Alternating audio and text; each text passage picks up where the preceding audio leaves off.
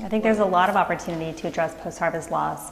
Everything from on the farmers' fields, making sure they understand how to wash and package their tomatoes, to transport from the farm to either middlemen or end buyers, and then of course at the processing facilities or at the markets themselves, making sure there are solutions to get products moving quickly and efficiently so that nothing goes to waste.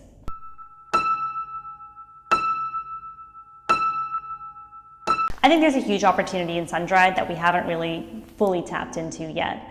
If you look at Italy, Turkey, Tunisia, these are all places that are very similar to Nigeria in climate. They produce a huge amount of sun-dried tomato, both for end-level consumption and for further processing. I think Nigeria could definitely benefit from becoming a sun-dried tomato supplier in the future.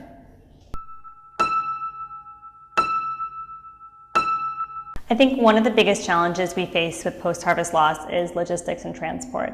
When you're talking about fresh tomatoes moving through these roads, the temperatures are really hot, the trucks can break down, you don't necessarily have great tracking on them, so it's hard to know really where your goods are and how long they're going to take to get to you.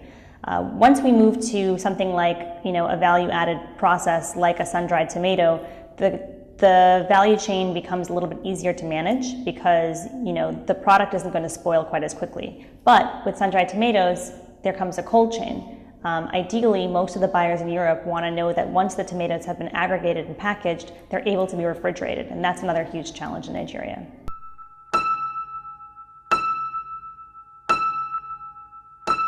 So if I had the money to put a pilot together, I think I would really try and figure out whether it's possible to create profitable cold chain distribution centers.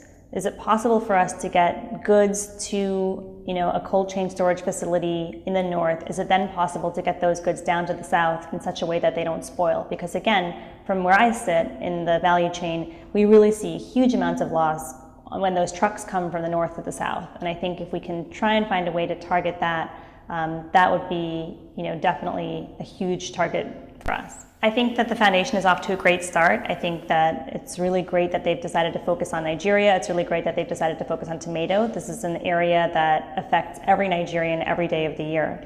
And I think we need to keep making sure that we are really accurately measuring our results. We're not afraid if we're not meeting our targets to talk about that and figure out, what can we do differently, what can we do better. I think, the more honest we can be with each other and with ourselves, the more we can really work on solving the problem.